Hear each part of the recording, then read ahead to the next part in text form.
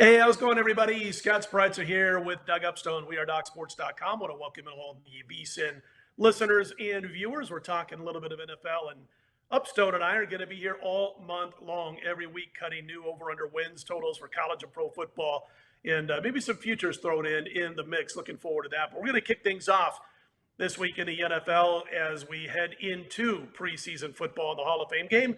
Talking a couple of over-under wins totals, and Doug Upstone, I am going to defer to you first. I'm going to save mine for last. What are you looking at right out of the blocks in this upcoming NFL season?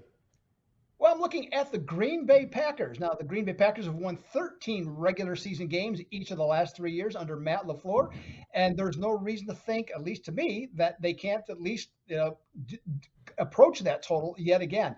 Aaron Rodgers is still one of the best quarterbacks in the NFL at the age of 39.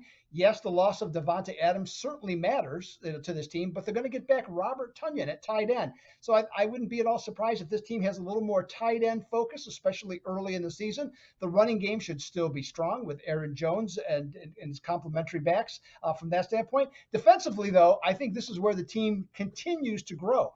They're going to come into the season, Scott, with 7 number 1 draft choices on the defensive side of the ball. This team continues to evolve defensively, far better than what they were a few years ago. I think everything that they have going for them is they can win this division. The Bears don't look like they have anything. Detroit improving, not great. Vikings, new coach, improving, not great. So I think this team defensively is what's going to carry them. And with the win total at just 10.5, I don't think that's any big deal for this team. Now, if you're asking me if they're going to win the Super Bowl, well, I'm not so sure about that based on the prior few years. But in terms of covering the 10.5, I got the Packers over, the 11, over 11 this upcoming season. Quick question for you, because you mentioned his name. If I made you bet, if you had to bet on whether Davante Adams' numbers would drop with the Raiders or Aaron Rodgers' numbers would drop a little bit without Davante Adams in Green Bay, which side would you choose?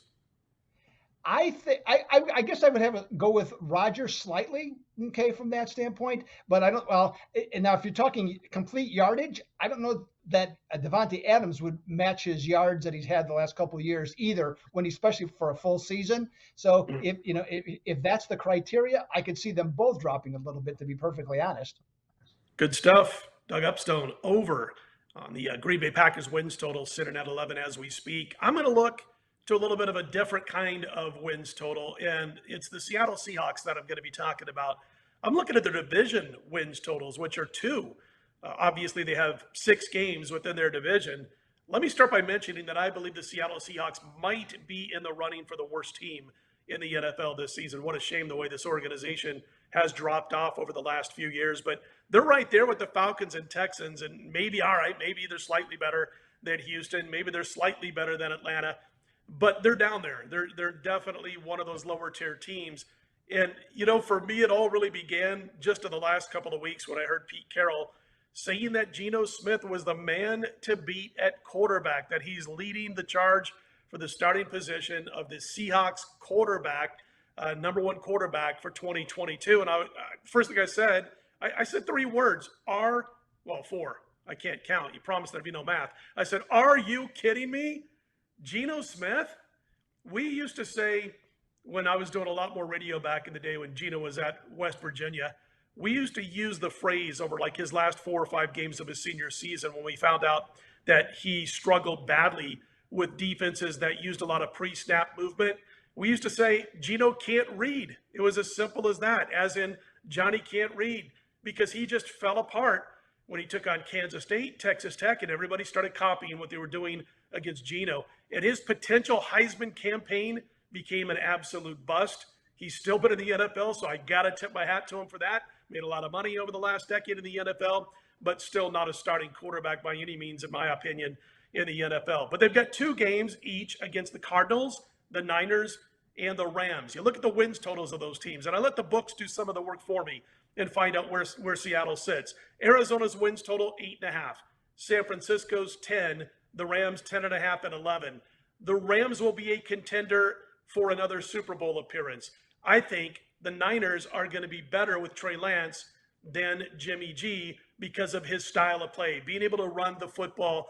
And the Niners are loaded around Trey Lance. So I do think they'll be better under Lance than Jimmy G. At the same time, this was a Niners team that was pretty darn close to a Super Bowl appearance again. So it is a situation where I don't see the Seattle Seahawks winning anything, any games in the division, maybe one home game if Arizona slips up a little bit. So I like Seattle under 2 divisional wins, which is crazy when you think of where Pete Carroll has had this team throughout most of his time that he's been the head coach of the Seattle Seahawks. So repeating, Doug Upstone, Green Bay over their wins total. I'm going to be on the Seattle Seahawks under 2 divisional wins. That's the report from this at DocSports.com. We appreciate all you VSiN folks who like to listen to VSiN, watch VSiN. Check it in and checking out these videos. We'll be here quite a bit leading up to the regular season of both college football and the NFL.